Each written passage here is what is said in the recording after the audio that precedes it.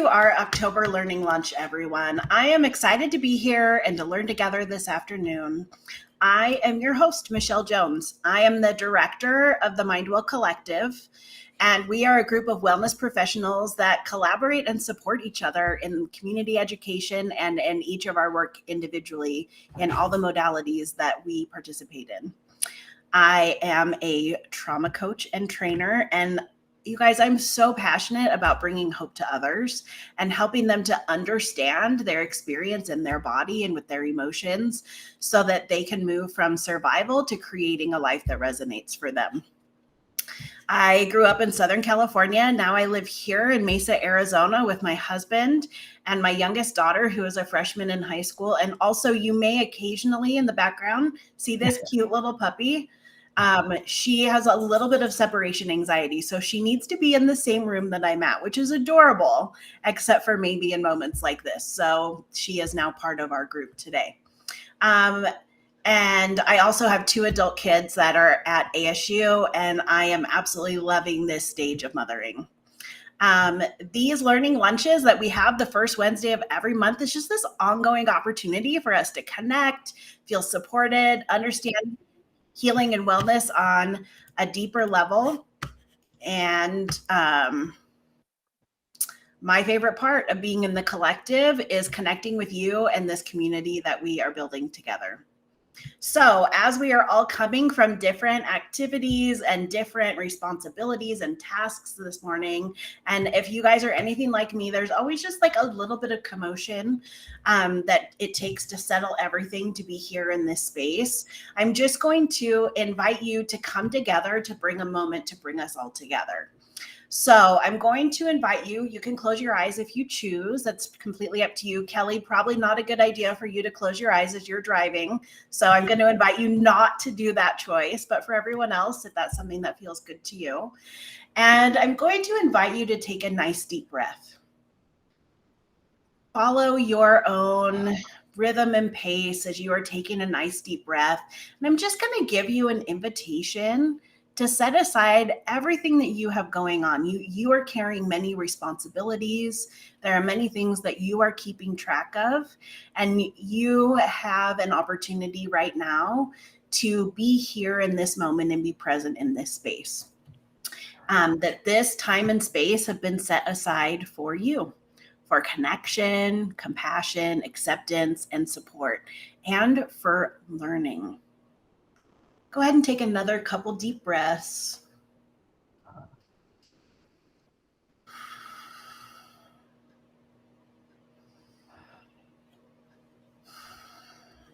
Beautifully done, everyone.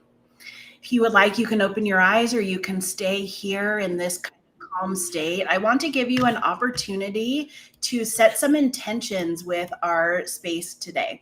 So I want for you to think, and this is something that I often have found, and I bet Carla would agree with me, that writing it down can be very helpful, but also this can just be a thought that you keep in your mind. You can also share it in the chat with us if you would like our support and cheering on. What do you hope to get out of our time together today?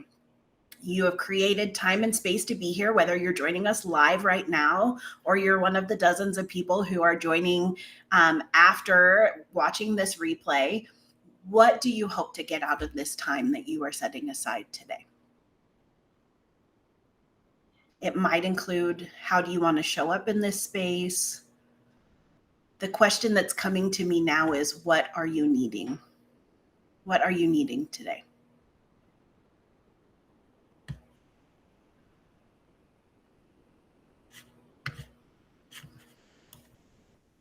I'm going to share mine here in the chat.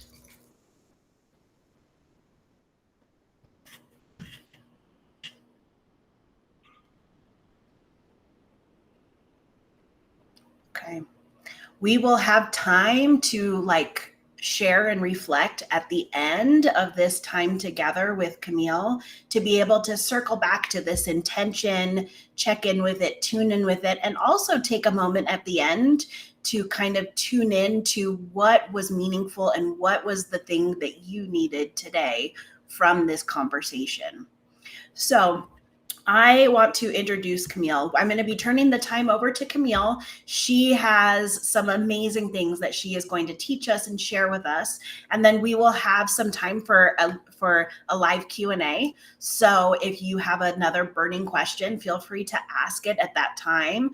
But also, if as we are going along, you need clarification or you have a question on something, please do utilize the chat, and we'll keep an eye on that and make sure that we are helping you out there. So without further ado, I want to introduce you to Camille Smith. Camille is the owner and founder of Restoration Yoga. She incorporates all of the magical things, movement, breath work, coaching to guide her clients to a physical and emotional state of well-being. I'm really excited to introduce you to her work, and I am going to turn the time over to Camille as she teaches us about, I left last week's thing, healing through movement, I think is what we left on there, about healing through movement. So welcome, Camille. Well, thank you. I'm so excited to be with all of you guys. And I'm nervous, but excited also. And you might have heard me say this before if you've been in my classes. Your body doesn't know the difference between nervousness and excitement. So you can just choose to label it. And I'm going to choose to label this excitement. So thanks for being here and carving some time out. And I love, Michelle, that you had everybody set their intention. I always love to do that. And my intention for all of you is to help, inspire you, to motivate you, to take some different actions. And yeah, love the connection too. So I'm going to see if I can share a screen. And this will be really fun. If it works, great. Oh, yeah. Okay. So are you guys able to see my first frame there? Okay, great. I saw the thumbs up. And thanks, Carla. So this is what we're talking about today. We're talking about how we can help your body with all that it's doing right now in the way of sitting. This is me. Michelle already introduced me. I'm a wife. I'm a mother. I love my family, and I love all the things that I learned from them. And my passion has to do with healing. And to help people with their healing, I use Christ-centered yoga, and I also use trauma integration. Michelle was my trainer, and I absolutely love this work, and it's been fun to combine the things that I've learned into one cohesive whole, and I'm always adding things. So that's what I do. I'm going to ask you all now a very pointed question, actually 2 questions. Let me come back to you guys here. All right, so think about this. How many hours in an average day would you say that you spend looking at a digital device? So I'll define that as your cell phone, your iPad, your laptop, your computer, your TV, and if you're a video gamer, time that you use looking or playing video games. Obviously, I'm not a video gamer because I said look at it. That's not the right word. Anyway, so I want you to think about in an average day, how many hours would you say? And if you wouldn't mind putting that in the chat, that would be great.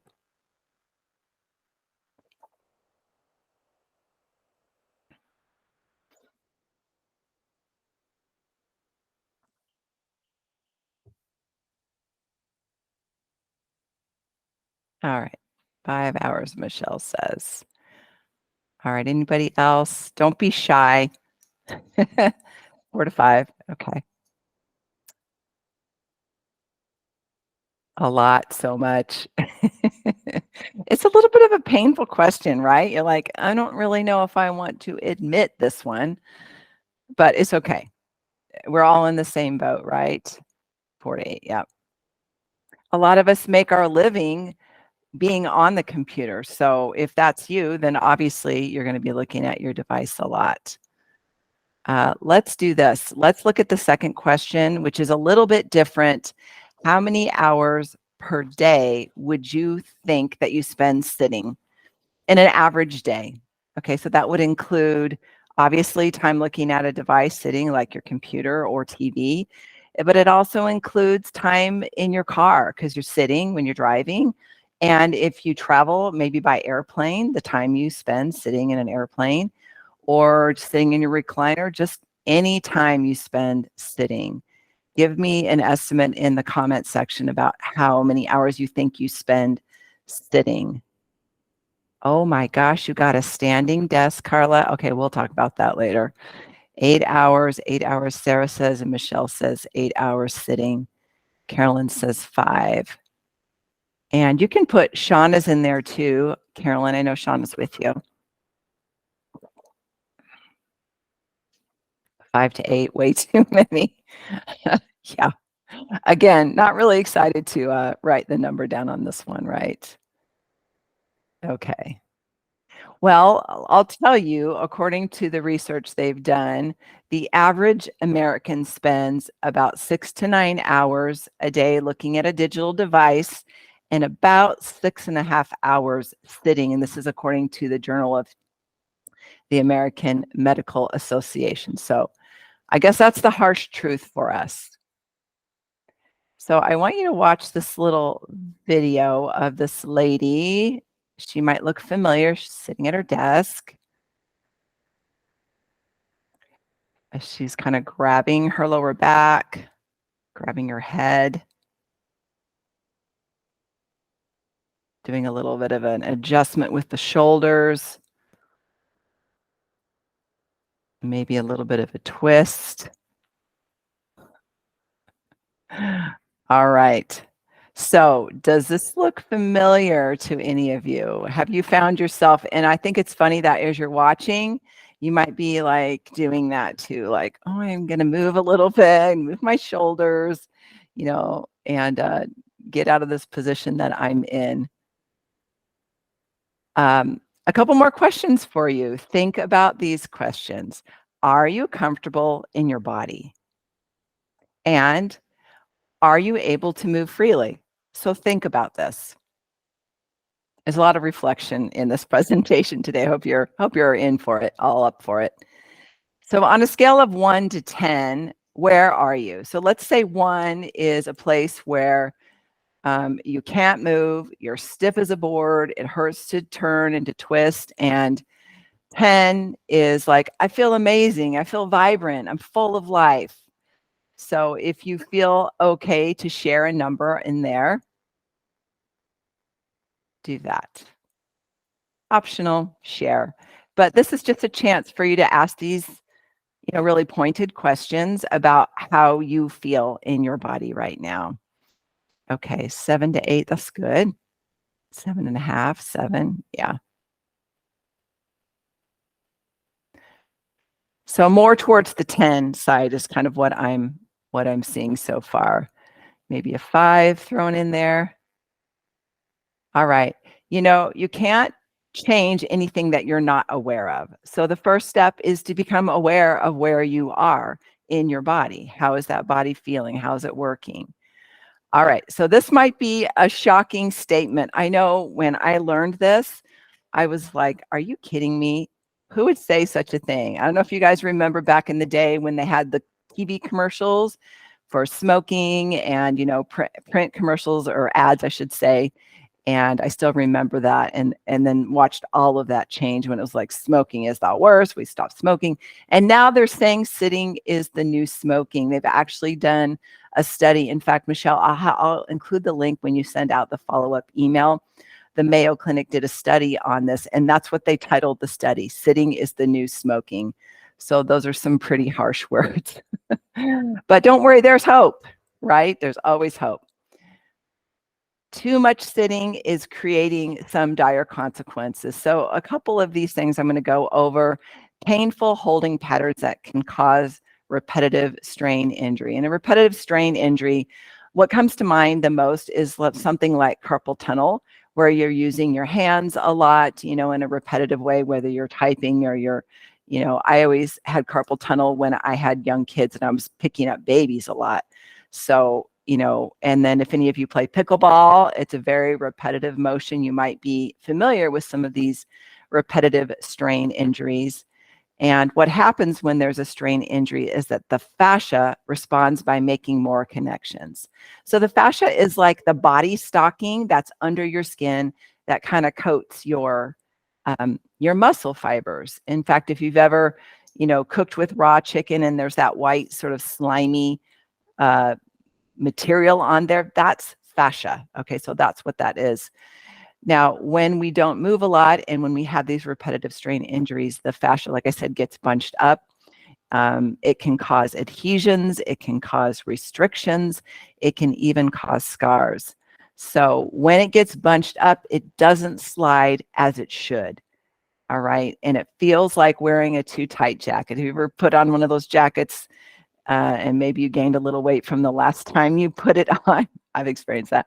And you're like, I can't really move my shoulders, or my arm isn't really fitting in there very well. That's kind of the analogy I like to make, is that you feel sort of bound up in your own body.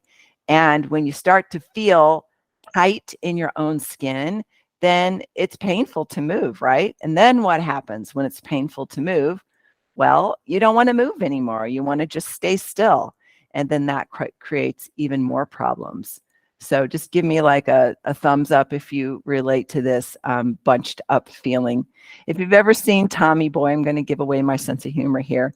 There's a there's a scene where Chris Farley puts on this little tiny coat, and he's like making jokes and doing this with this really tiny it's David Spade's coat, and he's doing this, and it's really funny. So I always think of this, big guy in a little coat scene from Tommy Boy. Okay, Kelly, I'm glad we're on the same wavelength as far as that kind of humor.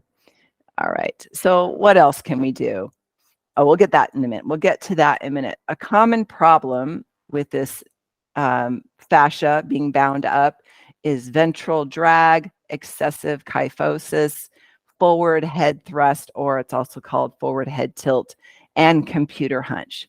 So all of those terms, they basically mean the same thing.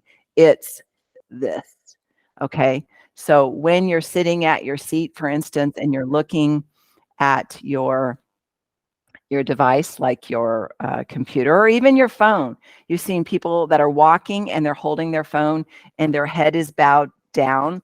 So their shoulders are rounded forward and they're in this position looking at their cell phone. All of these things mean the same thing.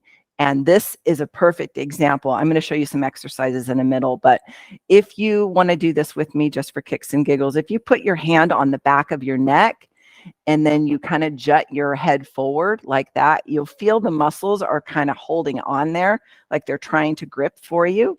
And then if you put your fingers on your chin and you slide your chin straight in like it's a drawer, and you feel those same muscles on the back of your neck, they start to like feel a little bit different. You'll feel the transition as you do that.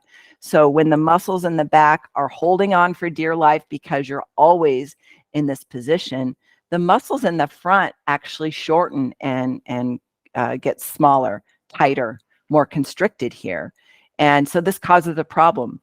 If you've ever been like that in a while and you just roll your shoulders back and you feel like a little right there, that's because you've been in this position for too long. So let's find out what we can do. When you sit, or first, I keep wanting to get to the solution. If you sit too long, you might have noticed some of these symptoms, okay? Like your head starts to hurt, you feel really stiff in your neck, maybe you can't turn your neck, or it feels like, Frankenstein neck. You might have pinched nerves from sitting too long. You might have problems breathing. You can't get, when you're in that forward head tilt or the ventral drag position, your chest and your belly area is also kind of caved in, so you can't get a really good deep breath. And also just reduced blood flow to your upper body and your head are some of the things that happen when you're sitting too long. So now we get to the fun part, which is the solution to the problem. The number one recommended treatment is what? Somebody type it in. Tell me, what is the treatment for all of this? I'm just going to guess that you're going to get it right. Oh, you guys are so smart. Yes, the number one recommended treatment is movement, movement, movement. And I can feel you guys like ready to just jump out of your seat and start moving. You're like, all right, I'm done sitting. I'm standing up already. This is done. So that's what we're going to do right now. I think I'm going to need to stop sharing because I want you to look at me and not that guy with his arms up, although he's kind of cute. I know. When I'm making these slides, I seriously have fun doing it. So I'm going to move back. I'm going to invite you guys to stand up with me. I'm going to move my screen a little bit, and so you can see the top half of me. So go ahead and stand up. You might have to move your phone or your computer or whatever you're on so you can see me, and move my chair out of the way. And we're going to start moving. So the first thing we're going to do is marching in place. You've done this before, right? So I want you to just march in place. There we go, girls. I see you, Shauna and Carolyn. So you're going to do high knees. Bring your knees up nice and high and just march in place. And go ahead and swing your arms as well. All right, we're going to get that circulation moving, get the chi, energy, prana, whatever you want to call it, and the yogic terms, that's what we call it, moving. And as you're moving your arms across your body like this, you're also helping your brain think better. You're seriously connecting the right and left hemisphere of your brain. So let that go. Just wait 1 second and see how you're feeling. Like, do you already feel different? Hopefully you're feeling like an increase of energy and just like a little bit more, I call it buzziness in my body, just like a little bit of buzz there. So the next thing we're going to do is called peanut butter jar. I might need to move my thing just a little bit for peanut butter jar. So with peanut butter jar, you're going to stand with your feet hip width. All right, so when I say hip width, I mean hip bones. So not the cushy part of your hips, just drill down. So hips are over, your knees are over your heels or your ankles. Then you're going to soften your knees, and with your hands on your hips, we're going to slide the hips to one side. I think I got to come down even a little bit lower. Yeah, so you're going to slide the hips to one side like you're shifting there. And then you're going to move your pelvis forward and then over to the other side and back. So the first part of it to the side and forward is the inhale. And then to the opposite side and back is the exhale. So try that. Inhale and exhale. So be really deliberate in your movements and do a couple circles going one direction and then reverse. Go the other direction. And by now, you might be understanding why it's called peanut butter jar. Like when you get your knife in the peanut butter jar and you're trying to scrape everything from the sides, that's what you're doing with your hips. You're scraping and getting all of that peanut butter off of the sides of the jar. So come back to center. So what we do with that peanut butter jar is we help to unlock the SI joint. You can keep moving if you want. The SI joint is the sacroiliac joint that connects like the two big parts of the pelvis. They look like elephant ears. Right between there, there's a little joint, and it's actually supposed to move. But if you don't move that area of your body, after a while, it fuses. And so we want to keep that joint mobile and open. And the other thing that this movement helps, and you can do hula hips too. We didn't do hula hips, but you could do that too, is this helps to increase the blood flow down there. And it just helps lubricate your joints. We'll talk about joint lubrication in a minute. All right. So another one is to put your hands on your thighs, slide down, and then hold your body up with your hands gripping your thighs. Okay. So I want you to just hang on your arms for a minute and imagine that the crown of your head can move forward. I'm going to turn this way too. Crown of the head forward, tailbone back, and you're adding length into your spine. Okay. So let the weight just land right there and feel that. And you can add a little bit of movement. Sometimes I'll just kind of wiggle a little bit to add that length right there. Feels really good. So all of these are great exercises that you can do. And I don't expect you're going to do all of them in your little breaks between sitting, but even if you can pick a few of them, it will really help you. So let's practice our really good posture. Bring your feet in again, and we're going to stand tall. So arms along your sides, soften into your knees. What happens when you I just keep moving back further and further. There we go. What happens when you lock your knees when you're standing straight is sometimes your butt sticks out back like this and your chest goes forward. So instead, I want you to just barely micro bend the knees and put one hand on the front and one on the back and adjust your pelvis so your tailbone is more facing down. Okay. And then your shoulders roll up, back, and down. So there's a tiny tension between your shoulder blades, and then you just scoot your chin in.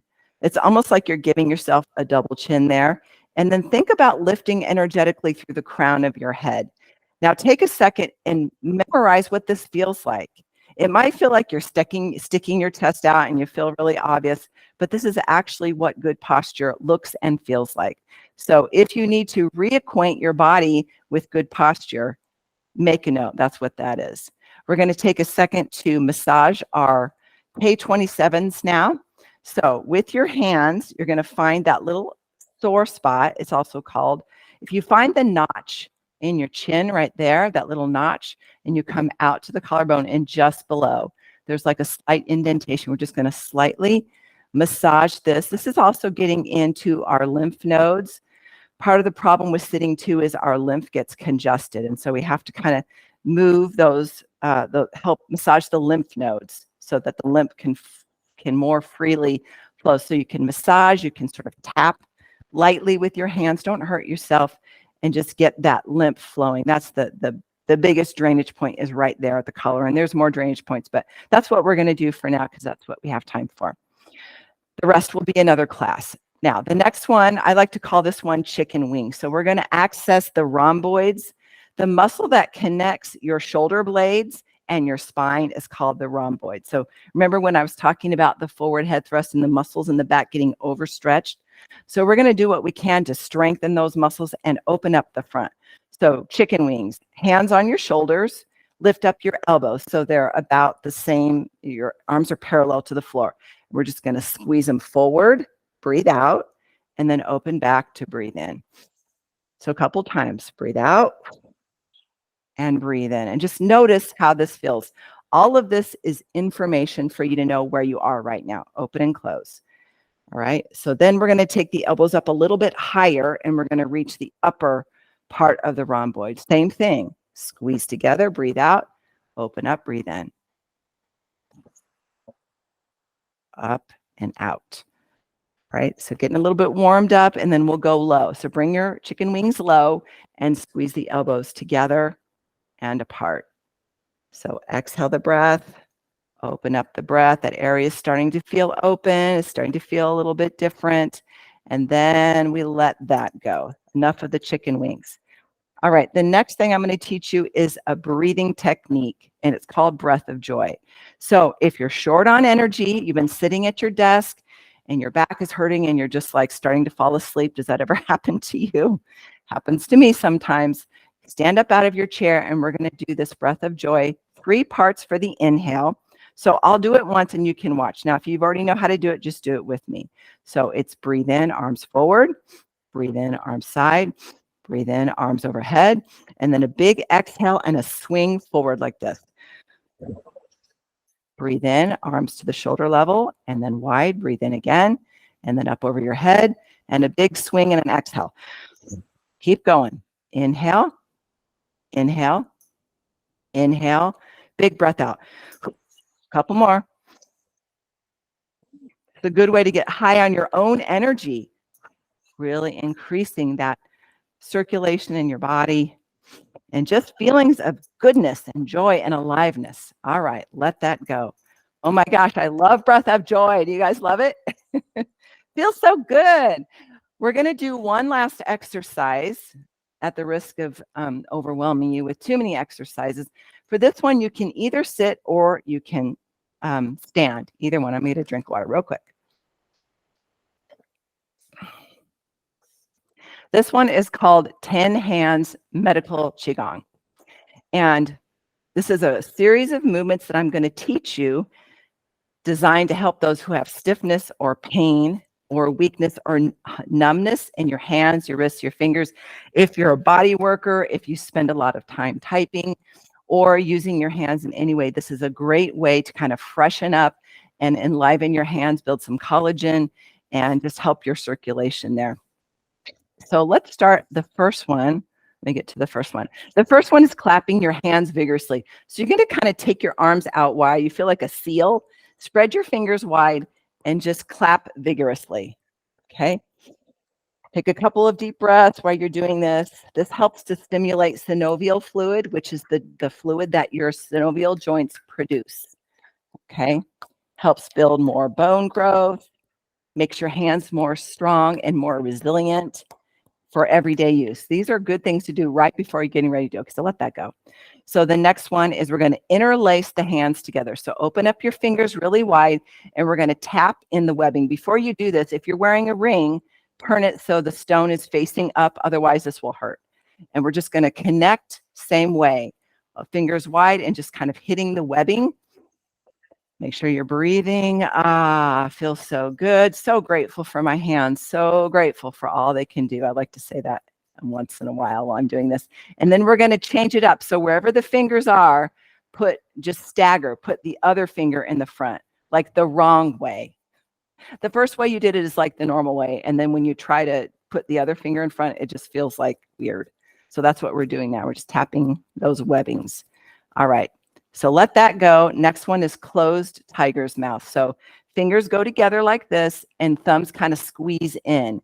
And there's this fleshy part right there. When you squeeze your thumbs in, you'll see that little fleshy part. We're going to tap on that one hand at a time. So the side of your hand is going to come down and sort of tap into that little acupressure point. I think it's called K. Is it K1, K11? Some of you guys probably know which acupressure point that is. So if it's really edgy, and when I say edgy, I mean sensation. It doesn't necessarily mean pain. We're trying to move in our pain-free range of motion. Make sure you get both sides. So just tapping up and along that index finger and down into that fleshy part. Okay. And let that go. All right. So let's go to, let's do palms next. So with your palms facing up, the outer edges of your fingers and the edge of your hand are going to just tap. So go up a little bit and back. So 1/4 of all the bones in our bodies are in our hands and our wrists. And these are also among the smallest and the most used muscles that we have. So we need to give them our tender, loving care. And that's what we're doing right now. All right, stop that. Let's do open tiger's mouth now. So thumbs extended, fingers together.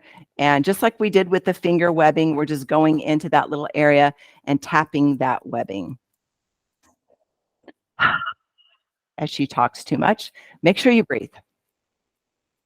And then we're going to do backs of the palms. So backs of the palms, one hand is facing up, and then you're literally tapping. Tap, tap, tap. Get all of that moving and going. Check to see if you're holding your breath or you're tightening your muscles, and then try not to do that. Keep the breath moving. Keep the energy moving. All right, and I saved the best for last. Let that go. It's called lotus palms. So with lotus palms, you're going to create like the shape of a flower, a lotus flower, or an urn, and you're going to tap together the inner part, the lower part of your hand, sort of the heels of your hands and your wrist. But please be careful, because you might get some zingers here, and don't do it too hard, especially if you have any wrist pain. But again, we want a little bit of stimulation, a little bit of stress on our bones and our joints and our fascia is not a bad thing. It's a good thing. So just take care of not doing that too much. All right, all done. All done. So how do you feel now? Take a second. How do you feel in your body? You can tap, you can give me a vibrating, yeah, more energy. I'm definitely feeling that. And Sarah, I see yours, yoga. Yeah, I see that. So, so good, joyful. I'm so happy to hear that. So it's worth it to take the time that you need to do this. I'm going to go back to my slides for just a second. So thanks for hanging out for a moment. And we did that. Here's the truth. The human body was not designed to stay seated for that many hours. You have to take frequent breaks. You have to move. You try working. You try standing up. I think, Carla, you said you're getting a standing up desk, right? Sometimes I'll sit on my big ball, and then I'll just kind of shift from side to side. And, I'll take mini breaks and go outside and ground myself. So you have to take the steps. No one's going to do this for you. And I know what it's like to be sitting at your desk and being on a roll. Like you're focused, you're like, I'm doing this. But if you do it for too long, then other parts of your body are going to complain. So you don't want that to happen. Be considerate of your body. I love this little guy. When we're moving, all of those things we talked about, the repetitive stress injuries and the ventral drag, and all of that happens when we're in a position for too long. So we move, and then that doesn't happen as much. Some of our solutions here would be stretching. Hopefully you guys do that once in a while. You get up, you stretch, you move the fascia. The fascia is that, actually, let's see, I think I have a picture of the fascia if you're not familiar with it. The fascia is that enclosed part that goes over the muscle fibers, like the outer fiber and then each muscle fiber. So we want to keep that part elastic and moving so that we can move pain-free. Did I miss anything there? Yeah, freedom is what we're looking for in our movement. Another thing we want to do is bend and move your hinges. Your hinges are your joints. When you move your joints, most of the joints in our bodies are synovial joints. That means that when we move them, it releases a little bit of the synovial fluid, which is an egg white-like substance that helps those joints move freely and glide without pain. The more you move those joints, the more fluid is produced. And if you don't move them, the little synovium that produces the synovial fluid starts to shrink and shrivel and even dry up. And then you end up with like bone on bone. So you want to keep moving those joints. All right, here's that statement that I mentioned. Sitting is more dangerous than smoking, kills more people than HIV, and is more treacherous than parachuting. We are sitting ourselves to death. So Dr. James Levine said this. He's a director of the Mayo Clinic ASU Obesity Solutions Initiative, and consequently, the inventor of the treadmill desk. Stands to reason, right? All right, so now this is the part of our class where I'm going to get up on my high horse for just a little minute here, and I'm going to talk about how important it is for you to take care of your posture. All right, an ounce of prevention is worth a pound of cure. So you can either take time now, take the breaks, do the self-care that you need to take care of your body, or you can pay for it later. And usually it's a lot more expensive. See a little pile of money there, in the way of, if you're going the Western medicine way, drugs and surgery, oftentimes very, very expensive to do that. So in my mind, the best way to do it is to just stay moving, exercise your body, do the movements that you need, and take good care of yourself.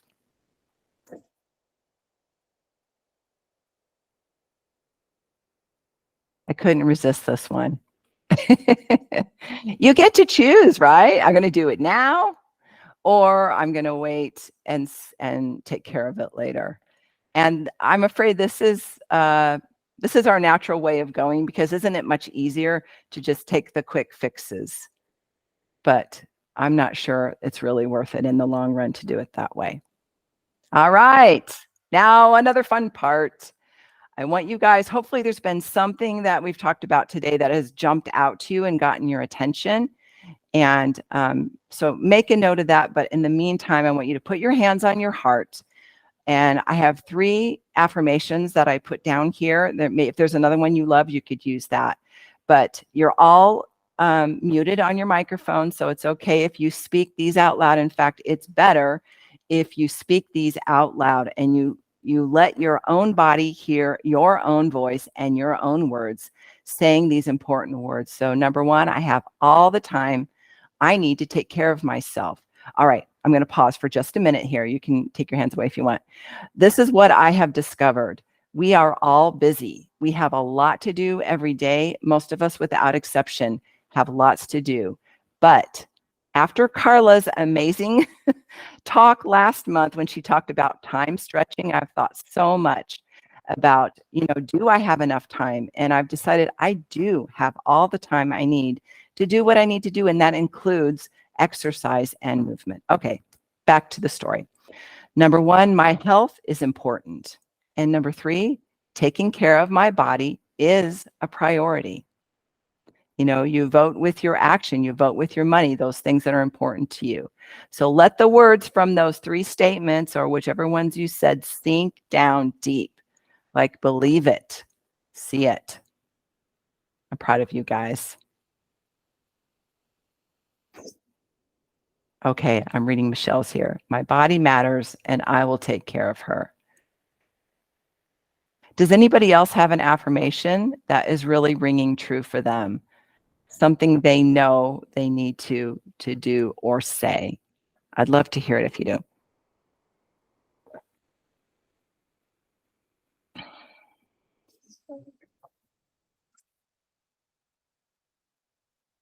I'm just rereading the Breath of Joy comments. It's making me smile.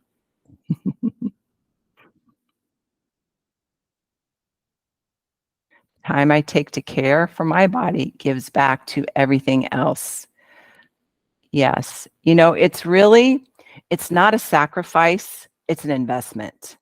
And those are different, because sometimes you think, well, I'm sacrificing my time so I can do my workout or whatever it is, but really you're investing, and those two things are different. Oh, Sarah, I love it. My body is a glorious creation of God and my best friend. Oh, love it, love it, love it. This is giving me like all the heart feels right now. Thanks for being willing to share.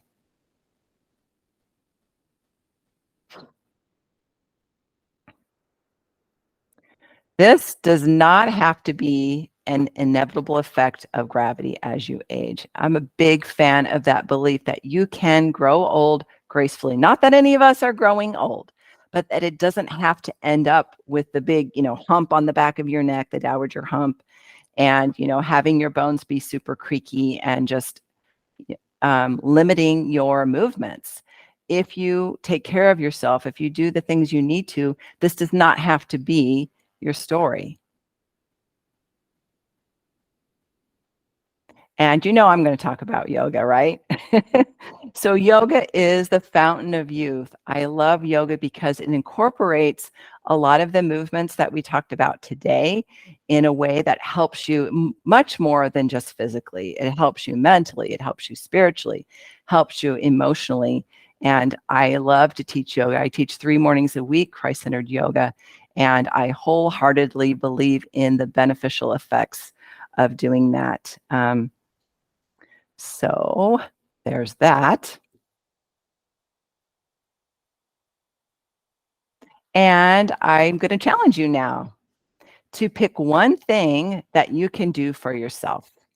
What's one small change or big change that you can do right now that your body, your heart, your mind is saying you can do this? And if you feel comfortable to put it in the chat, please do that. And we're wrapping up here, Michelle. I don't want you to be worried. Okay. Move more intentionally between clients. Absolutely. That's a great one.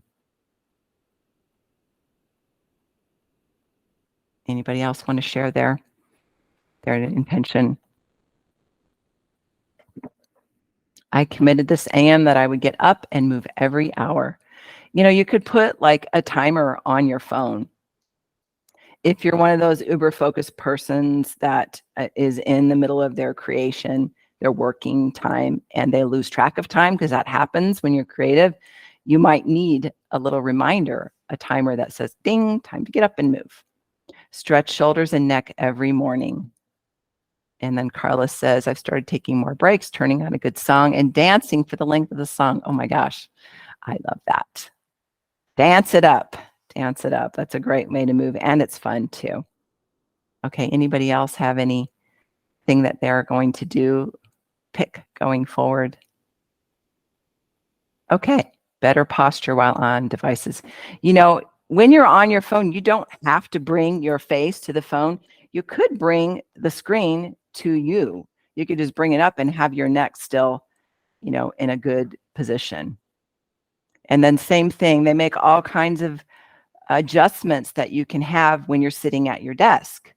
You can get a new chair, you can sit on the ball, you can get a standing desk, you can get a treadmill desk.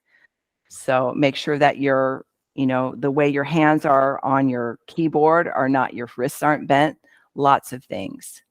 Love the breaks and dancing ideas. Awesome. Okay, I'm excited for you guys to start doing these things and start feeling either relief if you're already feeling the, you know, the pinched nerves and the headaches and the things from sitting, or, you know, prevent it or help it. Either way, they're both good, right? Okay, so I can't leave without telling you, since we're talking about challenges, I'm doing a 4-week challenge coming up starting October 18th called Rise and Renew. And it's an opportunity for you to do yoga with me 4 weeks in a row, but one day, Wednesday, Wednesday, Wednesday, Wednesday. So if this is interesting, I will send you information. In fact, if any of you want information, I'll just say this now real quick about the events that I'm going to be teaching at coming forward with, then put your email address in the chat box and I'll grab that later and make sure you get all the information. Now, some of the stuff Michelle is going to send to you in the replay, including one of my YouTube videos with the chicken wing thing. So I've got a few little things that I'm going to share with you. But if you want to be in the know with the events coming up, including this challenge, and you're not on my list, make sure you put your email and I'll get you there. And I think, yes, aha, we have arrived. This is how you can connect with me. If you're a social media person, you can find me on Facebook. I've got a private group in there with lots of goodies. So it's called Restoration Yoga, Christ-Centered Yoga.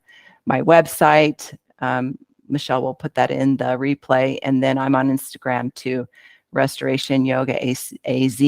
Thank you guys a million times for participating and being so cool and so fun. And I'm going to read Denora Graham's real quick here.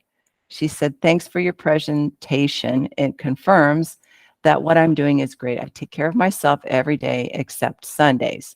I do my meditations, write my gratitude, exercises with Fabulous 50.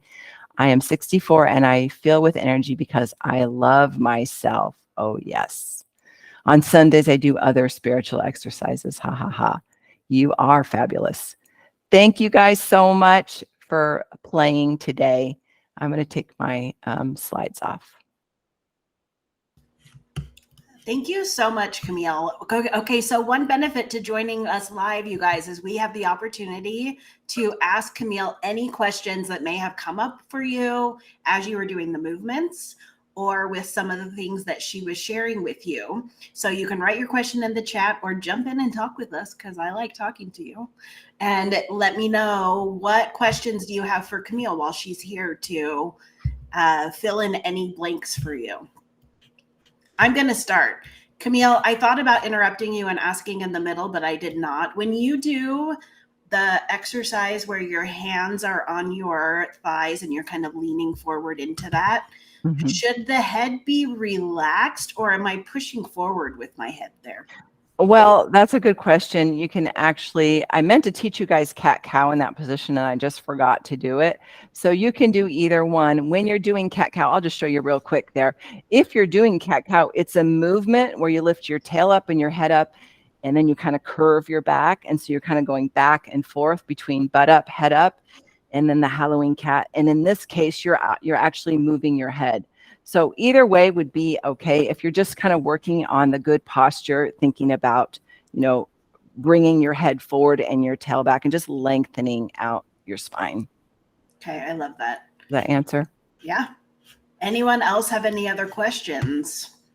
I just kind of have a comment to validate what she's saying, because I actually had a whiplash injury in a self-defense class 6 years ago.